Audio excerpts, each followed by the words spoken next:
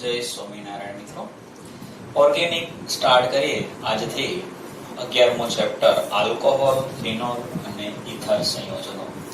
Lecture 1 માં આપણે માત્ર એની પ્રસ્તાવના વિશે જોઈએ. તો ચલો, સૌથી પહેલા આલ્કોહોલ કોને કહેવાય? તો જ્યારે એલિફેટિક હાઇડ્રોકાર્બન, તો મિથેન લઈએ. મિથેન એટલે શું? CH4 એટલે મિથેન. થઈ ગયો મિથેન, CH4. હવે એ એલિફેટિક હાઇડ્રોકાર્બનના આ હાઇડ્રોજન છે, એક અથવા એકથી વધારે તમે કરી શકો. અત્યારે આપણે એકનો કરશું કે આ હાઇડ્રોજનનું વિસ્થાપન OH સમૂહ વડે કરીએ એટલે વિસ્થાપન એટલે આ દૂર થશે અને અહીંયા OH સમૂહ જે છે એ આવશે એટલે એનું શું થયું કહેવાય? વિસ્થાપન. તો જ્યારે આ વિસ્થાપન કરીએ ત્યારે જો અહીંયા CH3 નો CH3 બેઠા, H ગયો એની જગ્યાએ આવ્યો કોણ? તો કે OH. તો H ની જગ્યાએ OH આવે એટલે આ જે બની ગયો એને શું કહેવાશે? આલ્કોહોલ. પણ કેવો આલ્કોહોલ? એલિફેટિક આલ્કોહોલ, જેનું નામ આપણે લઈએ તો મિથેનોલ અથવા મિથાઇલ આલ્કોહોલ.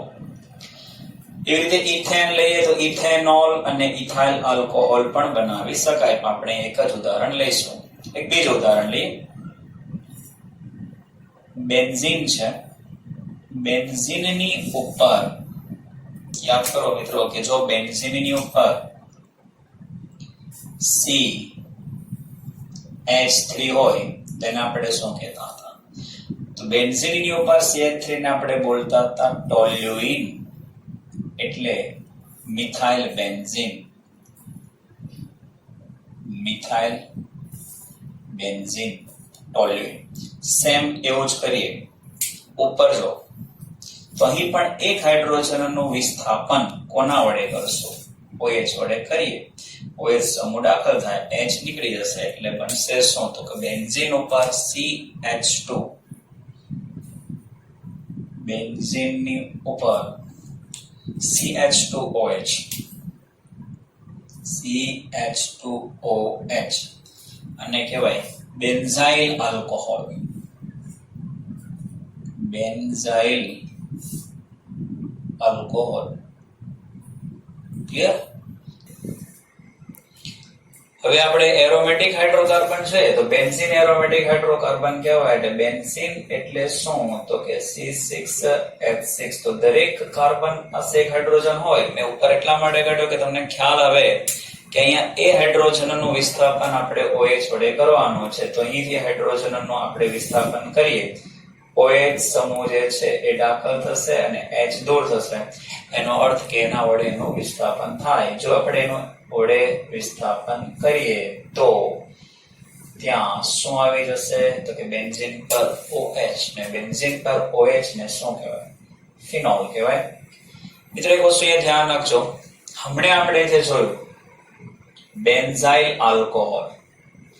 બેન્ઝાઇલ આલ્કોહોલ એટલે બેન્ઝીન ઉપર CH2OH. આને ફિનોલ કહી શકાય નહીં. નોંધ યાદ રાખજો, એ આલ્કોહોલ છે, બેન્ઝાઇલ આલ્કોહોલ. કારણ કે ફિનોલ માટે ફરજિયાત OH એવા કાર્બન સાથે જોઈન્ટ હોવો જોઈએ જેનું સંકરણ sp2 હોય, તો જ એને આપણે ફિનોલ કહીશું. અહીંયા ચેક કરો તો OH જે કાર્બન સાથે જોડાયેલો છે એનું સંકરણ sp3 છે. એટલે માટે આને તમે આલ્કોહોલ કહેશો પણ ફિનોલ તો ક્યારેય નહીં કહેવાય. ફિનોલ માટે ફરજિયાત OH વાળો જે કાર્બન છે sp2 જ હોવો જોઈએ. મતલબ એરોમેટિક હાઇડ્રોકાર્બન સાથે જ જોડાયેલો હોવો જોઈએ. હવે આપણે ઇથરની વાત કરીએ તો ઇથરમાં હાઇડ્રોકાર્બન લઈ લો, જેમ કે આપણે હમણાં લઈએ CH3H એટલે કે CH4 મિથેન. હવે એના હાઇડ્રોજનનું વિસ્થાપન આલ્કોક્સી ગ્રુપ. આલ્કોક્સી ગ્રુપ એટલે અહીંયા આપણે લઈશું મિથોક્સી ગ્રુપ. આ ગ્રુપનું નામ શું છે? Methoxy group. તો આ H જે છે દૂર થાય ને મિથોક્સી ગ્રુપની એન્ટ્રી લગાવી આપણે, તો મિથોક્સી ગ્રુપ આવી રીતે જોઈન્ટ થશે. એમાં CH3OCH3. આ થઈ ગયો ઇથર. આ ગ્રુપનું નામ શું? આલ્કોક્સી ગ્રુપ એટલે કે મિથોક્સી ગ્રુપ. તો મિથોક્સી ગ્રુપ જ્યારે હાઇડ્રોજન મિથોક્સી ગ્રુપ દ્વારા હાઇડ્રોજનનું વિસ્થાપન થાય એટલે બની ગયો ઇથર. Dimethyl ether. આ ઇથર જે છે સાદો ઇથર કહેવાય. જ્યારે બંને બાજુ સમાન હોય તો સમિત, સાદો અથવા સમિત ઇથર. ચલો આની વાત કરીએ. કે ARO દ્વારા કેવી રીતે બને, તો પછી આપણે હમણાં જેમ લીધું હતું એમ જ CH3H લઈ લીધું, એનું ફિનાઇલ એટલે કે ફિનોક્સી ગ્રુપ લઈએ. ફિનોક્સી ગ્રુપ વડે એનું વિસ્થાપન કરવામાં આવે મિત્રો, આ બની જશે ફિનોક્સી ગ્રુપ એટલે આવશે CH3OPH. આપણે બતાવું તમને તો સૌથી પહેલા અહીંયા લઈ લેશું બેન્ઝીન એટલે કે એના ઉપર OCH3 આને કહેવાય એનિસોલ અથવા એનું નામ મિથોક્સીબેન્ઝીન. તો આ કયો ઇથર થયો? મિશ્ર ઇથર અથવા અસમિત ઇથર. સમિત એટલે અહીંયા જો બંને બાજુ સમાન છે એટલે સમિત, આમાં બે અલગ અલગ છે, અસમિત અથવા સાદો અને મિશ્ર ઇથર. તો મિત્રો અહીંયા પ્રસ્તાવના પૂર્ણ. જય સ્વામિનારાયણ મિત્રો. ચેપ્ટર 11 લેક્ચર 2 પહેલું લેક્ચર અહીં પ્રસ્તાવના જોયો તો હવે આપણે જોઈશું વર્ગીકરણ. બુકમાં પણ આ જ રીતે ચાર્ટ પ્રમાણે વર્ગીકરણ લખવાનું છે. તો OH સમૂહની સંખ્યાને આધારે આલ્કોહોલ અને ફિનોલનું વર્ગીકરણ કરીએ. તો ચાલો, જો OH સમૂહની સંખ્યા 1 હોય તો તેને મોનોહાઇડ્રિક આલ્કોહોલ અને ફિનોલ કહેવામાં આવે છે. તો આ થઈ ગયું ઇથેનોલ, એક મોનોહાઇડ્રિક છે. ફિનોલ પણ OH એક જ છે એટલે મોનોહાઇડ્રિક કહેવામાં આવે છે.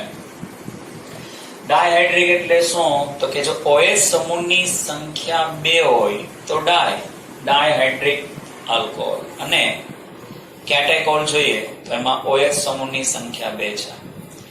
મેં તમને કીધેલું 11માં તમને ત્રણેય કરાવી દીધા હતા, કેટેકોલ, રિસોર્સિનોલ અને ક્વિનોલ. બાજુમાં હોય તો કેટ્રિનાકોલ, કેટેકોલ, વચ્ચે રિશેષ પડે તો રિસોર્સિનોલ ને સામસામે આવી જાય તો ક્વિનોલ. તો જો રિસોર્સિનોલમાં પણ OH સમૂહની સંખ્યા 2, ક્વિનોલમાં પણ OH સમૂહની સંખ્યા 2, તો આ શું થયું? ડાયહાઇડ્રિક. આ પણ શું થયું? ડાયહાઇડ્રિક. સેમ એવું જ ટ્રાયહાઇડ્રિક ની વાત કરીએ તો જેમાં OH સમૂહની સંખ્યા 3 હોય તો OH સમૂહની સંખ્યા 3 તો UPSC નામ છે તો પ્રોપેન 1 2 3, પ્રોપેન 1 2 3 ટ્રાયોલ. પેલું ઇથેન 1 2 ડાયોલ, 2 છે એટલે ડાયોલ, અહીંયા 3 છે એટલે ટ્રાયોલ. આનું સામાન્ય નામ ઇથિલિન ગ્લાયકોલ અને આનું સામાન્ય નામ ગ્લિસરોલ. સેમ એવું બીજા કેટલાક ફિનોલમાં જોઈએ તો જો OH સમૂહની સંખ્યા 3 પણ જો OH સમૂહ એમ જ હોય મતલબ ની અંદર આસપાસ 3 છે, 1 2 અને 3, એક પણ વચ્ચે ગેપ નથી તો ફાયરોકેલોન. હવે જો આને આપણે ઘડી ભૂલી જઈએ તો આનું નામ આપણે હમણાં જોયું ક્વિનોલ, તો એ ક્વિનોલ છે. OH એટલે હાઇડ્રોક્સી, તો આનું નામ થશે હાઇડ્રોક્સીક્વિનોલ, હાઇડ્રોક્સીક્વિનોલ. એમ જો OH એકાંતરે હોય તો એને ફ્લોરોગ્લુકિનોલ કહેવામાં આવે છે. ફ્લોરોગ્લુકિનોલ. અને OH સમૂહની સંખ્યા વધારે હોય એટલે 3 કરતા પણ વધારે હોય તો એને પોલીહાઇડ્રિક કહેવાય. આ છે સોર્બિટોલ. ક્લિયર મિત્રો? એક અગત્યની જે નોંધ છે યાદ રાખજો કે જ્યારે આપણે કાર્બન ઉપર એટલે કે એક જ કાર્બન ઉપર OH સમૂહની સંખ્યા 2 છે જોઈએ તો જ્યારે કાર્બન પર OH સમૂહ એટલે એક જ કાર્બન પર 2 હોય છે ત્યારે આ જે અણુ છે એ પોતે કેવો હશે? અસ્થાયી. તો એ સ્થાયી કરવા માટે શું કરશે? વોટર મોલેક્યુલ દૂર કરશે. એટલે કે અહીંથી પાણી કેવી રીતે નીકળશે? તો આનો OH ને અહીંયાનો H એટલે થઈ ગયું -H2O. આ બોન્ડ અહીંયા જશે એટલે આપણને કાં તો એ આલ્ડીહાઇડ મળશે. તો આલ્ડીહાઇડ સમૂહ છે જો મિત્રો CHO.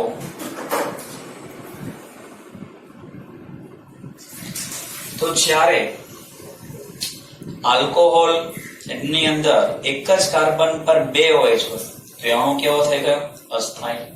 તો સ્થાયી થવા માટે શું દૂર કરે છે? H2O. ને H2O દૂર થઈને એનું રૂપાંતર શેમાં થશે? આલ્ડીહાઇડ ની અંદર. સેમ એવું આ પણ જો તો આ જ કાર્બન ઉપર 2 OH સમૂહ છે, તો આ પણ ઉપર કીધું એ પ્રમાણે આવશે કેવું? અસ્થાયી. સ્થાયી થવા માટે OH અને H દૂર થશે. OH અને H દૂર થઈ અહીં જે રૂપાંતર થયું તે થયું કીટોનમાં. તેનો અર્થ એવો થાય છે કે જ્યારે આલ્કોહોલની અંદર એક જ કાર્બન પર 2 OH તો એનું રૂપાંતર આલ્ડીહાઇડ અથવા તો કીટોનમાં થાય છે. આ નોટ્સ તમારે યાદ રાખી અને લખી દેવાની છે.